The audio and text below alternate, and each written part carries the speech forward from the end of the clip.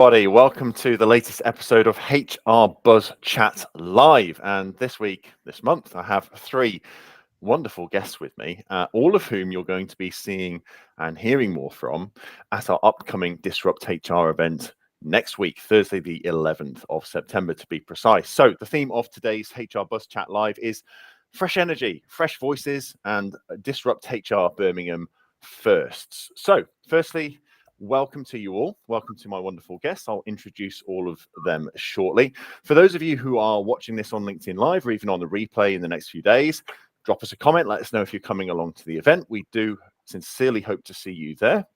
We've got some fantastic speakers lined up for you. Maybe we'll touch a little bit on that and let you know who's going to be speaking, what they're going to be speaking about. But rest assured, we have a fantastic event lined up for you next week. So if you haven't already, make sure you click the link, which I'm sure will appear either on the video somewhere or in the comments where you can get your tickets, and do that quickly because we are selling out fast. So speakers then. So we have Charlie, we have Emma, and we have James today. So James Cumming, founder of Refined Interim and Executive Search, and one of our wonderful co-organizers at Disrupt HR Birmingham.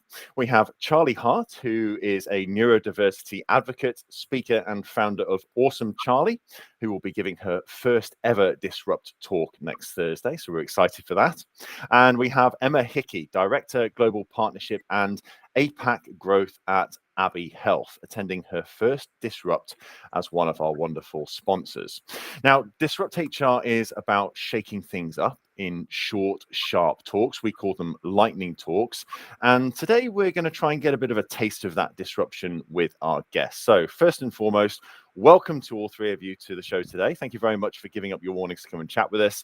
Maybe I've given a short introduction there, but perhaps you could each say a bit about yourselves just to give the audience a flavor of what they can expect today and next week. So Charlie, let's start with you. Thanks, Jamie, and thanks for having me. My name's Charlie Hart. I'm also known as Awesome Charlie with an AU for autistic. So clearly I'm openly autistic. And I am now a neurodiversity inclusion speaker, but I have a 20-year background as an HR analyst. I escaped from corporate HR 2 years ago to go self-employed. So I'm trying to shake things up for inclusion, and particularly neuro inclusion, and developing respect and compassion and support for all kinds of minds. Fantastic. Love it. Thank you, Charlie. And Emma, how about you? Give us a few words about yourself. So first off, I'm not quite sure if you want fresh minds and fresh energy while you're doing this on a Friday, but we'll see how we go. So I'm Emma Hickey. I'm the Partnership Director at Abbey Global Health. We are a virtual health or a virtual GP company, but with a bit of a difference. So my background is actually health insurance, where I spent 30 years, in very much an innovation role, right? But last year I joined Abbey, a very much a disruptive company, which you're going to see. And yeah, I think it's a perfect theme for what you guys are talking about in the event next week. Awesome. Thank you, Emma. And last but certainly not least, our good friend and co-organizer, James. Good to have you on the show, James. Tell the audience a bit about yourself. Thanks, Jamie. So yeah, I'm the founder of Refined Executive Search. We help clients with challenging leadership issues or transition periods. For us, I think the reason why we've always been involved with Disrupt is because we try to be the most helpful search firm. And for us, what that really means is giving back to the HR community. And I think Disrupt works really well with that, which is why we joined I don't know, a couple of years ago now when it came to Birmingham. And it's all about disruptive ideas, giving people a platform to share and building great communities, which I think is what Disrupt is all about. So thank you for having me. I think that's a wrap there. I couldn't have said that better myself, James. Thanks. Thank you very much, all three of you. And again, thanks for coming on the show this morning. So before we jump into the questions I've got here for you, I'm very interested to see what you all think about this whole concept of being disruptive. So what does being disruptive, what does the word disrupt mean to each of you? So we'll go in reverse order this time. James, if you want to kick us off, what does disrupt mean to you? Yeah, I mean, if we're talking from a HR perspective, do you know what I think HR people should do more? I think they should talk less about themselves, and I think they should talk more about what the business needs are. You know, if I look, everyone's chatting about AI at the minute, right? Which is clearly the most disruptive thing that's going on. And I interview at least 10 to 15 HR people a week and probably speak to at least 20 others, right? And whenever I ask them, you know, how do you think AI is going to change HR? The first thing they talk about is HR processes and HR ways of working and all that kind of stuff, right? And I think, like, really they should be talking about the impact on the business. And I think for me, the most disruptive thing that could happen is, you know, HR people to actually talk about what, you know, what the business needs are and how, you know, things like AI or whatever it is can actually impact the business. So I think for me, that could be the most disruptive thing, is less HR chat, more business chat. Why is it important to be disruptive? I mean, we're in one of those periods of time, aren't we, where things are changing on a daily, weekly, annually, you know, kind of, we've never been in a more kind of transitional period with technology. So this is the technology age, isn't it? So I think if businesses aren't keeping up, they're going to be left behind. Yeah, so things are changing at perhaps the most rapid pace in all of history. And if we don't change with them, then we're going to get left behind, right? 100%. You can see it already. Love it. Thank you, James. Emma, what does being disruptive mean for you, and why are you excited to be part of the event next week? So personally, when I think of disruption, I always think of getting told off at school, actually. So it wasn't always a complimentary term. But, you know, in today's world, you have to be disruptive above innovative, I would say. So to me, disruption is really around taking something that works, right? Something that's fundamentally okay, but just making it so much better. I think there's a big distinction between the two. And it is, as you said in the opening, shaking things up, right? And really taking a long look at something and saying, does this work? Is it fit for purpose?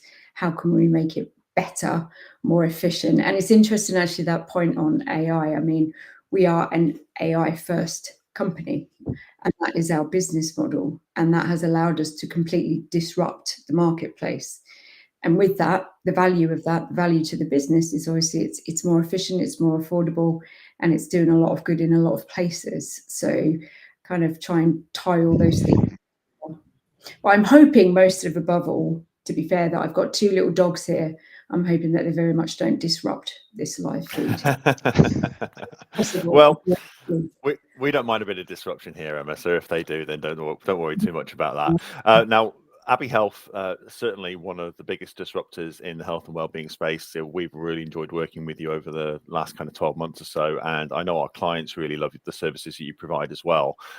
You're coming in as a sponsor this year. So what was it about DisruptHR that made you want to get involved as a sponsor?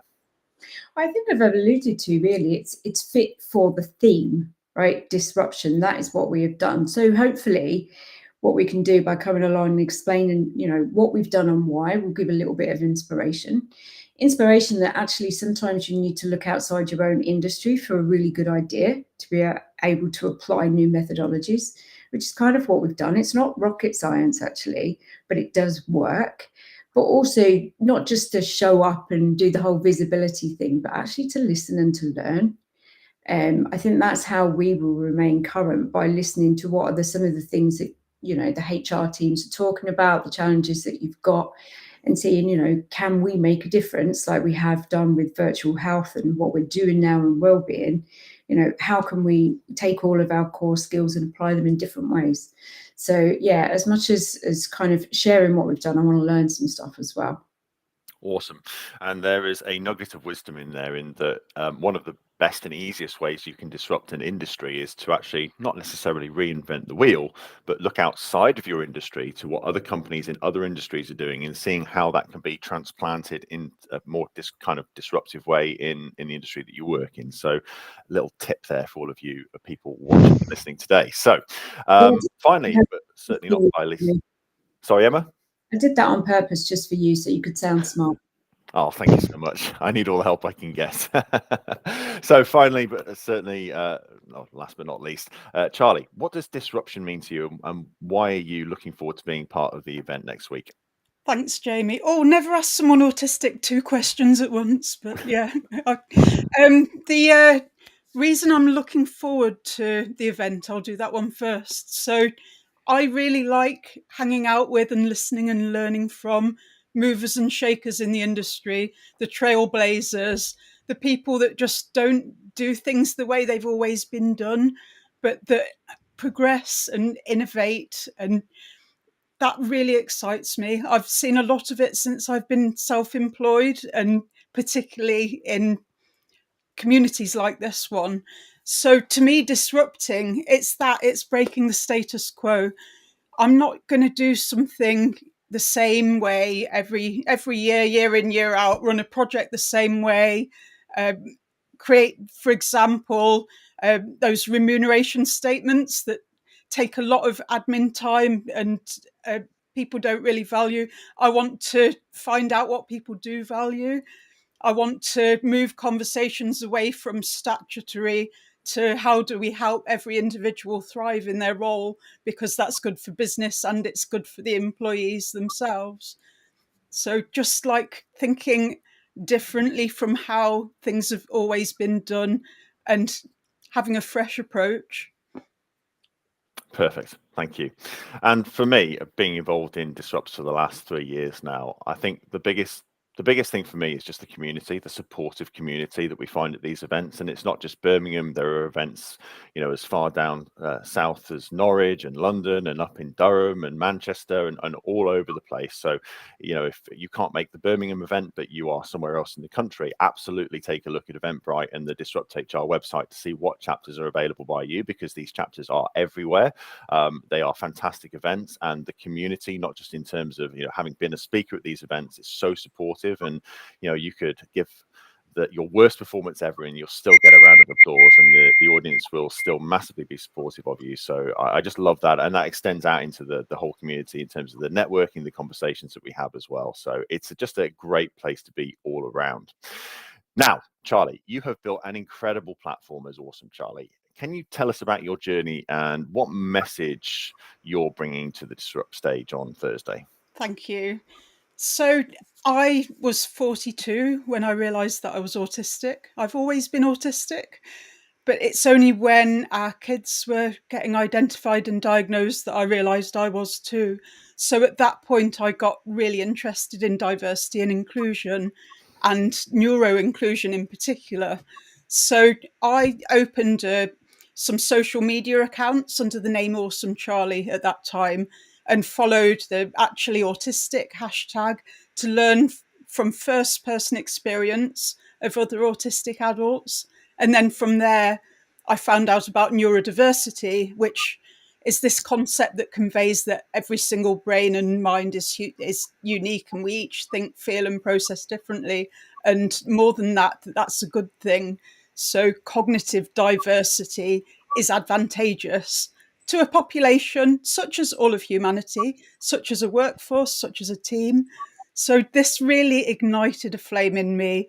And eventually I turned my side quest of neurodiversity advocacy into my main mission. And I now speak about it as a keynote speaker, and I create content and write about it as well. Amazing. That is a powerful mission. So I guess that leads me on to my next question quite nicely, which is, what do HR and business leaders most need to understand about building truly inclusive workplaces for neurodivergent people? Yeah. So to me, this is about understanding that it isn't about diagnostic labels and statutory requirements and reasonable adjustments. This boils down to the understanding and accepting that every single human has their own unique needs and preferences.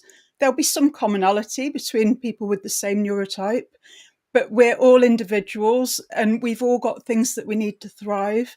We saw that a lot in the pandemic, with particularly working parents who were juggling the conflicting priorities of working from home while supporting their kids while the schools were shut, particularly if they turned out to be neurodivergent parents with neurodivergent kids. But to me, it isn't about any kind of medical diagnosis. It comes right down to good management and good culture and accepting human differences. Perfect.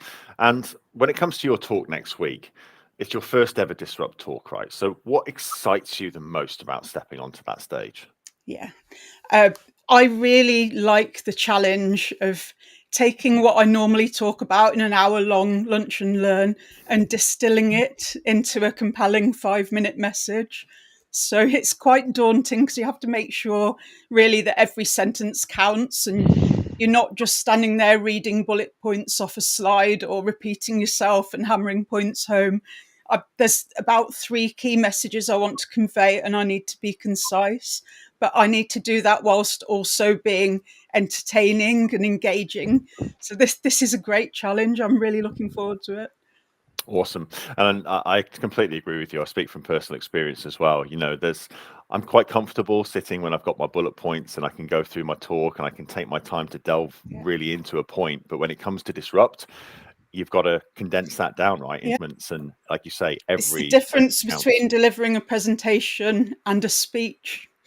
Yes, absolutely. Well, very excited to see your talk next week. Thank you, Charlie. Thank you. So moving on to Emma now, if we can. So Emma, your work at Abbey Global Health is about transforming how organizations approach well-being, right? So what does disrupting employee well-being look like in practice? Well, look, what we've done is not about scrapping things that don't work, right? I think that's the important thing because there's a lot of initiatives that really are quite valuable.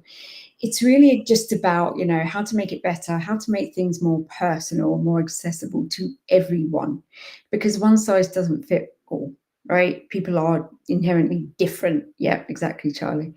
Right. So I guess what it looks like is there is a sense of making sure that you are proactive rather than reactive. And that's where the wellness and the communication comes in about where things are available, right?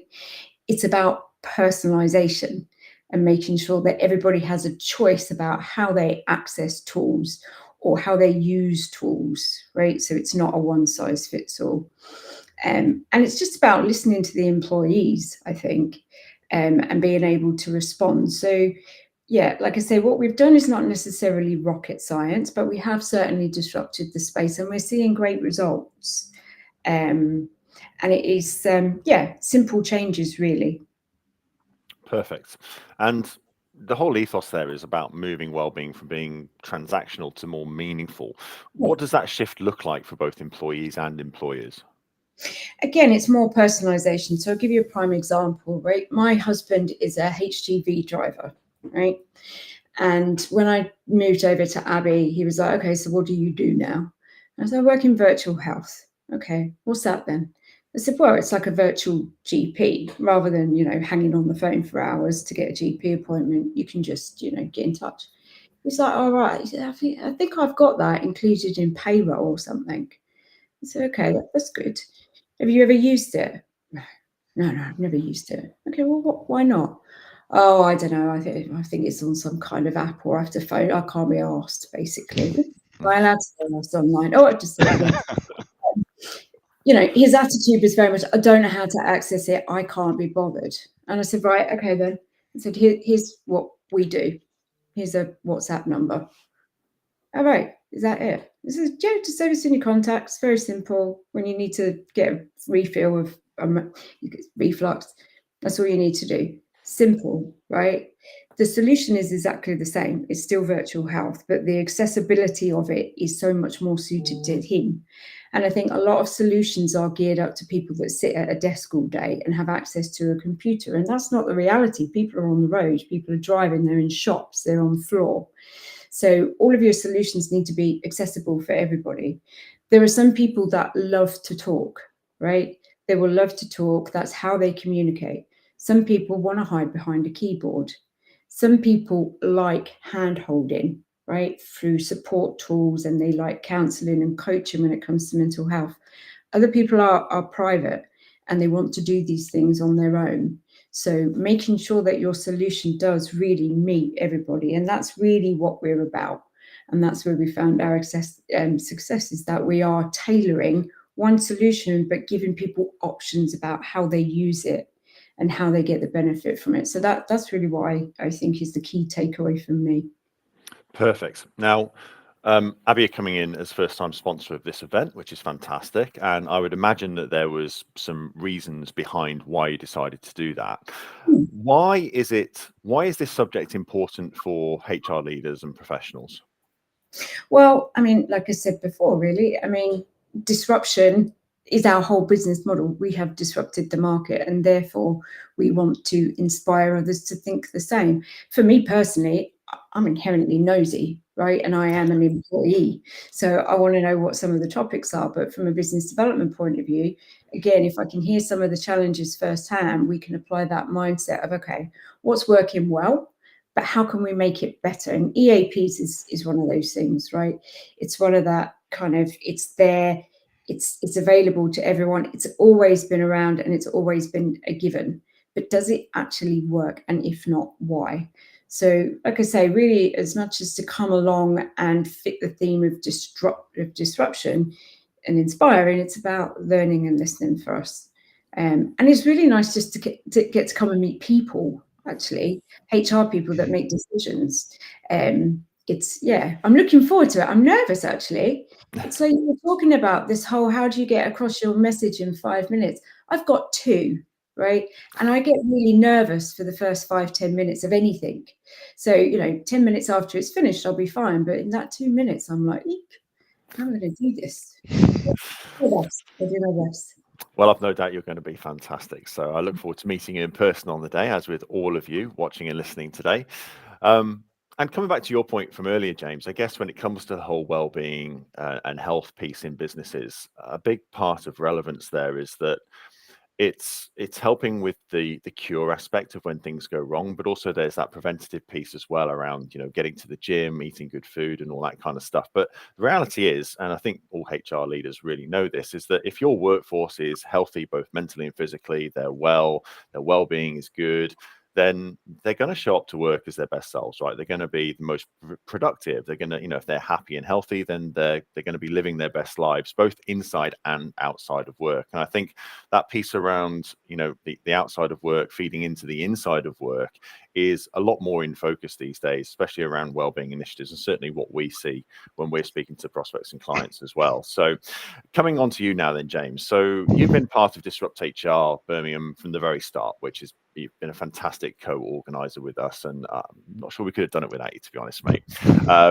What makes this event different from other HR gatherings? Because I know you've got a lot of experience with, different events before we kind of came together to do DisruptHR Birmingham as well. Yeah. I should say that, but I hate networking events. I have to be honest. I just don't like them because they always feel really false, and there's always like an agenda.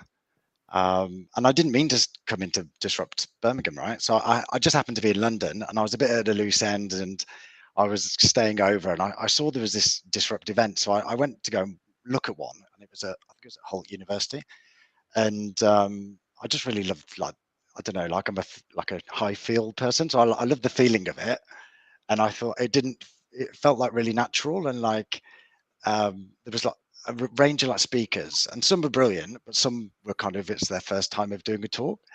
And to your point a minute ago, but like people were so supportive, like, and probably more so for the ones that didn't do very well, because they were like G'ing them up and, saying, well done, and, let's do another one in the future, right? So I then went to my second Disrupt one in London, and then I saw that you guys were coming to Birmingham, and then I thought, I've got to be part of this. And we were just finishing another event series at the time. And for me, it was all about, like, it just didn't feel like a normal networking event. It just felt like a community of people that were trying to help each other out. And I think, thankfully, I think that's what we've put in place in Birmingham. I think it's why people enjoy it. I think it's why people come along. So I am looking forward to this one. It was fantastic last year. Really good. It really is. We have a tough act to follow from last year, but I'm sure we will excel ourselves. So with your recruitment and leadership experience, James, what disruptions are you seeing in how organizations attract and retain top talent right now? Yeah, I mean, it's tricky at the minute. So I think we're in a bit of a dip generally. So I don't know if businesses are doing that much at the moment that's that innovative. I feel like there's just a bit of malaise generally about making decisions. That's the way it comes across. There's no one that we're really talking to. I'd say, do you know what? They're doing something amazing. I think most businesses are just waiting to see what goes on. We're in a bit of limbo at the moment, it feels like, isn't it? And I think certainly following the budget announcements October, well, gosh, almost a year ago now, it's kind of, I don't know, it feels to me like it's stagnated the industry a little bit. Yeah, I think NI thresholds, day one working rights have just caused major issues in the industry. I think if we look at COVID, when that happened, a lot of companies made huge cuts very quickly. That was a big mistake. They spent a lot of money getting people back in very quickly afterwards. There was huge pay rises, of wage inflation, and a lot of destabilization of organizations. And this time, businesses, unless they've been forced to, haven't really made like huge amounts of cuts. There's not been like, unemployment's still at a reasonable level. It's like 4.7%. So I think because of that, like there's not been like a real negative, like, it's not been a big event like a financial crisis or COVID or whatever. It's just a bit like stale and stagnant. Yeah. And that's it. And so nothing bad's happened really. Like it's just trunkling along at the bottom and everyone's thinking what's going to happen when. And that's why it's different this time. Waiting for that next piece of innovation, company to put the neck on the line and do something a bit differently. Do you know, that's exactly what it is. We need some chief execs to move jobs, which should hopefully happen in the next 6 to 9 months. And then hopefully they've got ideas around what they want to do. And then businesses will then start to transform. But I think at the moment, no one's risking it. So it's a bit safe. Yeah, no, totally agree with that, James. So just looking at the community aspect of DisruptHR, I know you're a big believer in creating spaces for conversation. So how does DisruptHR Birmingham fit into that bigger picture for you? Yeah, absolutely. So I think, well, because do you know when you go to a talk sometimes, and like say this in the nicest way, but some talks could be really long and really boring and you don't get much from them, right? Yeah. Like these ones are short, sharp and quick. And so you're going to get 13 different people within the space of 2 hours giving various views on things. So I think, and we have a couple of breaks in between the talks. So what basically happens is you have 2 or 3 talks and then you've got some ideas and then people go to grab a drink or whatever. And then all of a sudden you start, oh, did you see that one? Did you hear what they said about that? And it just kind of sparks that kind of conversation. And I think that's why the Disrupt events are really interesting, because you get 13, or we're going to have 13 different ideas in the space of 2 hours, and there'll be stuff to talk about. I guarantee it. So, and I think that's the great bit. That's where the kind of conversations come from. And it's always a really diverse range of topics as well, isn't it? Like you say, it's not just 13 talks all on the same thing. You're going to get 13 completely unique talks on completely different subjects. One of the guys who's talking, didn't he dress up as a pro wrestler last time and do a talk? He's doing a talk this time, isn't he? He did something nuts, if I remember rightly. So, yeah. And the other thing about the community aspect and the conversation piece is, like you say, you have those, you hear those talks, you hear the ideas, and then it's not like you're going to get judged for going out and discussing those in the crowd after the talks and within the breaks. It's a very, I think of it as a safe space for HR pros and leaders, because you've got loads of great ideas. But then the networking is really inclusive and supportive as well. It's like you can literally talk about anything, and no one's going to shoot you down for it. Everyone's going to be open to discussing the merits of an idea, which I think is just a fantastic environment to be in. Yeah, absolutely. Yeah. Well, we had the one I remember, I won't mention names, but last time there was a very senior HR director that was telling me that she was really into motorbikes and motorbiking, and I would never have known, right? I'd never have known this fact. And, and it's brilliant, right? You just learn about something on a personal level, and all of a sudden you've got a conversation for the future, So that's how things go. That's what networking's all about, I think. It's about learning and sharing and, the people getting to know each other. So we're on a mission to do networking properly. Yeah. Networking is about giving, right? People always think networking is about getting stuff, but it's not really. Like, networking is about giving. So if you give freely, you'll get, stuff comes back if you're a good person. I don't know if I sound like a Buddhist, but like it's, like, law of attraction and all that. Just give good stuff out and things come back. So much collaboration in the independent and freelance HR community. Yeah. It's a wonderful thing, and so many trailblazers. I see one of my friends from Evolving HR in the comments there. So we're all supporting each other. There's a bunch of us coming to this. There's a bunch of us going to the Great Geek together the next day in Birmingham. And it's you see all these networks collaborating and supporting each other on an individual basis, and like supporting each other's small businesses, and between the networks, between the different communities as well. It's a beautiful thing. It's great to see, isn't it? It's a bit like yawning, right? Yeah. And it is, if you are surrounded by negative people, you become negative. If you surround yourself with energetic people with a positive vibe, you feel it within you. So yeah, it should be good. It should be good. Yeah. Excellent. No, I'm really excited. So quick shout out to some of our audience who are watching today. Hello to all of you lovely people. We've got Claire Payne says, when I was told I was disruptive years ago, it was intended as a criticism. And now look, it's a whole movement, and so glad to be part of it. Look forward to seeing you all next week. Well, thank you, Claire. We've got James Maxwell, just stumbled across this from your LinkedIn, Jamie. Have to go, but we should catch up. Sounds good to me, James. Thanks for dropping a comment and getting involved today. And Mariah, we have Mariah saying that the thing is that many people are disruptive by their barely existence. Well, I think we have some very naturally disruptive people out there, that's for sure. And I would imagine many of them are within this community. So just quickly before we close and wrap up here today, I've got a quick fire round for you all. So we'll start with James and then we'll go backwards. So James, what's one myth in HR or work culture you would love to disrupt? Ooh, one myth. Do you know, values? I hate them. I think like loads of companies put them on the wall, right, and they just don't live them. It's nonsense.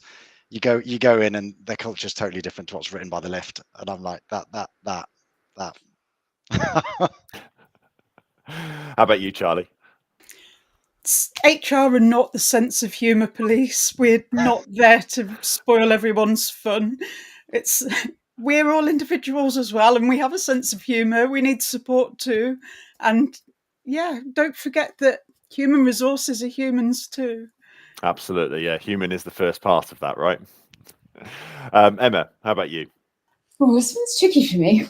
I'm going to come at this slightly different. So it's not so much HR, but it is a human issue, right? We're all humans. And this is going to sound a little bit Miss World and World Peace, but actually the myth that I want to kind of bust is that healthcare and well-being isn't accessible and affordable for everyone, because it really should be. And we are proving that. So yeah, that's mine.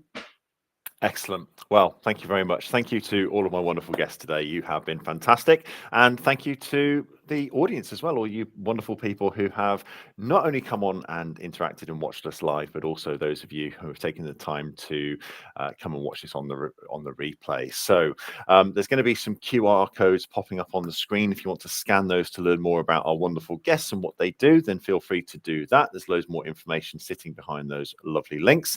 And don't forget, as I mentioned at the start, this is our final call. DisruptHR Birmingham is going live to the wonderful city of Birmingham next Thursday, the 11th of September. We're kicking off at around 5:30 p.m. So if you've got your tickets, make sure you're not late. We are so excited to see you. And if you haven't got your tickets yet, what the blooming heck are you playing at? Get into the link. There'll be a QR code somewhere. I think it's in one of the corners here.